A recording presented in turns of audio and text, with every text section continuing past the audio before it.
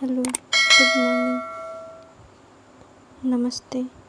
आप सभी का अपने चैनल यूजीसी नेट साहित्य संदेश में स्वागत है। यदि आप लोग मेरे चैनल को सब्सक्राइब नहीं किए हैं तो फिर सब्सक्राइब कर लीजिएगा। चलिए आज की क्लास को हम स्टार्ट करते हैं और साथ ही हम बता दें कि हम पढ़ रहे हैं आचार्य रामचंद्र शुक्ल के हिंदी साहित्य का इतिहास। आज हमारा दूसरा क्लास है और आज हम पहले क्लास में पढ़े थे प्रथम संस्करण के वक्तव्य को, और आज हम पढ़ेंगे संशोधन और परिवर्धित संस्मरण के संबंध में दो बातें, जिसमें हम यह कह सकते हैं कि त्रुटियों को दूर करने की कोशिश की या फिर उसके पक्ष में कुछ बातें शुक्ल जी यहाँ कहते हैं। तो चलिए हम स्टार्ट करते हैं। संशोधित और परिवर्धित संस्करण के संबंध में दो बातें। कई संस्करणों के उपरांत इस पुस्तक में परिमार्जन का अर्थ होता है साहित्य त्रुटियों को दूर करना। परिमार्जन का पहला अवसर मिला। इसमें कुछ आवश्यक संशोधन के अतिरिक्त बहुत सी बातें बढ़ानी पड़ी। आगे देखते हैं। आदिकाल के भीतर ब्रजयानी सिद्धों और नाथपंथी योगियों की परंपराओं का कुछ विस्तार के साथ वर्णन यह दिखाने के लिए करना पड़ा कि कबीर द्वारा परिवर्तित निर्गुण संत मत के प्रचार के लिए किस प्रकार उन्होंने पहले से रास्ता तैयार कर दिया था। दूसरा उद्देश्य यह स्पष्ट करने का भी था कि सिद्धों और योगियों की रचनाएं साहित्य कोटि में नहीं आती और योगधारा काव्य या साहित्य कोई नई धारा नहीं मानी जा सकती।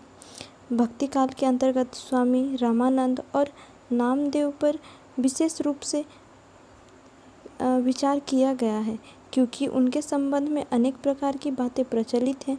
रीतिकाल के सामान्य परिचय में हिंदी के अलंकार ग्रंथों की परंपरा के उद्गम और विकास को कुछ अधिक विस्तार के साथ दिखाया गया है। घनानंद आदि कुछ मुख्य कवियों का आलोचनात्मक परिचय भी विशेष रूप से मिलेगा। आगे देखते हैं। आधुनिक काल के भीतर खड़ी बोली के गद्य और इतिहास इधर जो कुछ सामग्री मिली है उसकी दृष्टि से एक नए रूप में सामने लाया गया है। हिंदी के मार्ग में जो विलक्षण बाधाएं पड़ी है उसका भी सविस्तार उल्लेख है। पिछले संस्मरणों में वर्तमान अर्थात आजकल चलते हुए साहित्य की मुख्य प्रवृत्तियों का संकेत मात्र करके छोड़ दिया गया है। इस संस्मरण में समसामयिक साहित्य का अब तक का आलोचनात्मक विचार दे दिया गया है, जिससे आज तक के साहित्य की गतिविधियों का पूरा परिचय होगा। आशा है कि इस संशोधन और परिवर्धन के रूप में इतिहास विशेष उपयोगी सिद्ध होगा। आचार्य रामचंद्र शुक्ल 1997। हम आगे चलते हैं और ये हम देखेंगे यहाँ आदिकाल को कितने प्रकरण में बांटे हैं। ये एक एक लाइन आप बुक होगा तो देख लीजिए। और यहाँ आदिकाल को आचार्य शुक्ल और यूजीसी नेट में ये क्वेश्चन बहुत बार पूछा जाता है या फिर किसी भी हिंदी एग्ज़ाम में प्रकरण जरूर पूछा जाता है कि किस प्रकरण से लिया गया है और किस प्रकरण से है। यह हम देखते हैं। यहाँ पहला प्रकरण में सामान्य परिचय। आदिकाल में 4 प्रकरण हैं। सामान्य परिचय, अपभ्रंश काव्य, देश भाषा काव्य और फुटकल रचनाएं। 4 प्रकरण वीर का आदिकाल में 4 प्रकरण मिलता है। और हम आगे देखते हैं।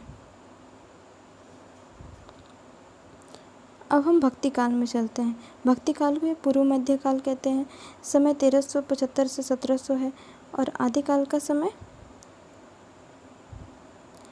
1050 से 1375। इसमें कितने प्रकरण हैं? इस सभी में सामान्य परिचय, प्रथम प्रकरण में सामान्य परिचय ही है। सामान्य परिचय और प्रकरण 2 में निर्गुण धारा, प्रकरण 3 में निर्गुण धारा। आप निर्गुण धारा 2 देखें, एक प्रेममार्गी होंगे और एक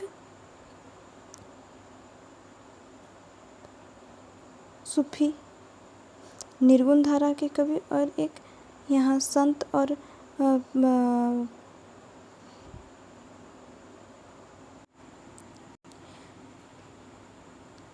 प्रकरण 2 निर्गुण धारा में हम देखेंगे ज्ञानाश्रयी संत, और प्रकरण 3 में हम देखेंगे निर्गुण धारा में प्रेमाश्रयी, जिसे हम सूफी भी कहते हैं।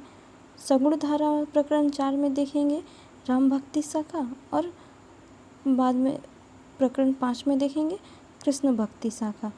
प्रकरण 6 में देखेंगे हम सगुण धारा, जिसमें फुटकल रचनाएं आती हैं। आगे देखते हैं।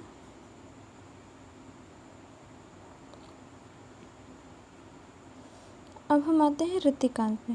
ऋतिकाल में हमारे 3 प्रकरण पाए जाते हैं। 3 प्रकरण हमें मिलेंगे, जिसमें सामान्य परिचय और ऋतिकाल के अन्य कवि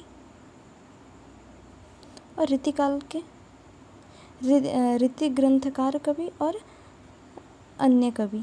3 प्रकरण हमें मिलता है ऋतिकाल में। और फिर आधुनिक काल।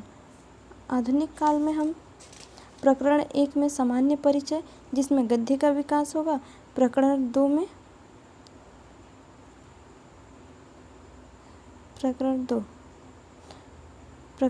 में गद्य साहित्य का आविर्भाव, और प्रकरण 3 हम आगे आधुनिक गद्य साहित्य परंपरा के प्रवर्तक में देखेंगे, तो यहाँ 5 प्रकरण हमें देखने को मिलेगा।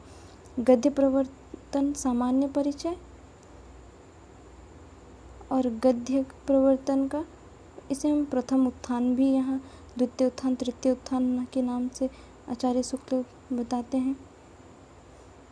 आगे देखते हैं।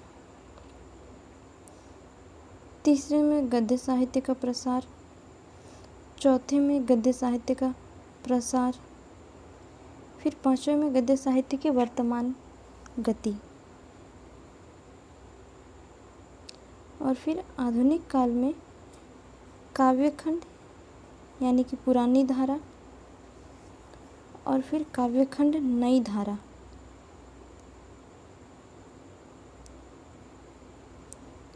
उसके बाद काव्यखंड नई धारा द्वितीय उत्थान, और काव्यखंड नई धारा वर्तमान काव्य धाराएं और सामान्य परिचय।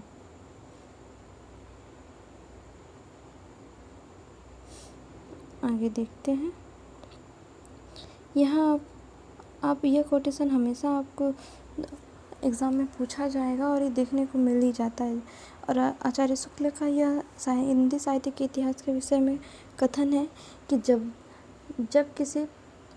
जबकि प्रत्येक देश का साहित्य वहाँ की जनता की चित्तवृत्तियों का संक्षिप्त प्रतिबिंब होता है, तब यह निश्चित है कि जनता की चित्तवृत्ति के साथ साथ साहित्य के रूप में भी परिवर्तन होता चला जाता है। आदि से अंत तक इन्हीं चित्तवृत्तियों की परंपरा को परखते हुए साहित्य परंपरा के साथ उनका सामंजस्य दिखाना ही साहित्य का इतिहास कहलाता है। जनता की चित्तवृत्ति बहुत कुछ राजनीतिक, सामाजिक, सांप्रदायिक तथा धार्मिक परिस्थिति के अनुसार होती है, अतः कारण स्वरूप इन परिस्थितियों का किंचित दिग्दर्शन भी साथ ही साथ आवश्यक होता है। इस दृष्टि से हिंदी साहित्य का विवेचन करने में यह बात ध्यान में रखनी होगी कि किसी विशेष समय में लोगों के रुचि विशेष का संचार और पोषण किधर से और किस प्रकार हुआ। उक्त व्यवस्था के अनुसार हम हिंदी साहित्य के 900 वर्षों का इतिहास को 4 कालखंडों में विभक्त कर सकते हैं। आचार्य रामचंद्र शुक्ल ने 4 कालखंडों में किस तरह से विभक्त किया है। आदिकाल, और ये दूसरी बार फिर से नामकरण करते हैं। तो आदिकाल को वीरगाथा काल कहते हैं, पूर्व मध्य काल को भक्ति काल, उत्तर मध्य काल को ऋतिकाल, आधुनिक काल को गद्य काल। आदिकाल का समय 1050 से 1375, पूर्व मध्य काल से 1375 से 1700, उत्तर मध्य काल यानी ऋतिकाल यानी 1700 से 1900। आधुनिक काल को गद्य काल को 1900 से 1984। आप देखिएगा कि कहीं कहीं ये भी देखने को मिलता है 1900 से अब तक, लेकिन आचार्य शुक्ल अब तक नहीं कहते हैं। आचार्य शुक्ल का 1984 तक ही बताते हैं।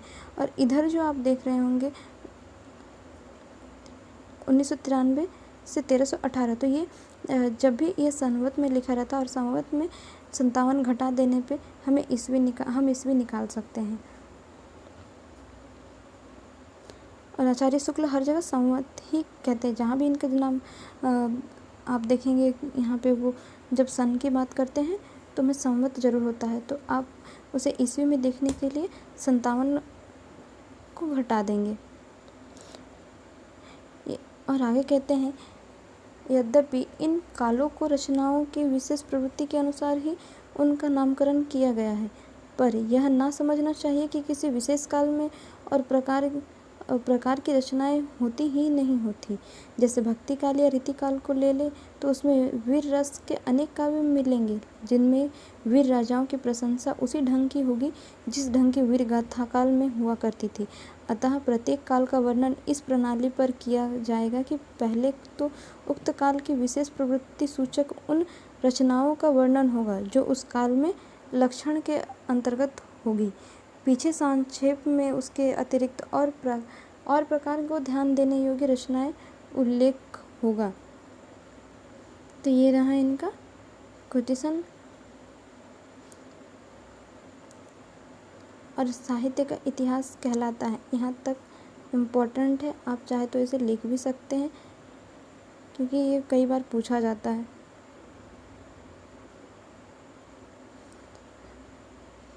आप चैनल को लाइक, शेयर और सब्सक्राइब ज़रूर कर लीजिएगा।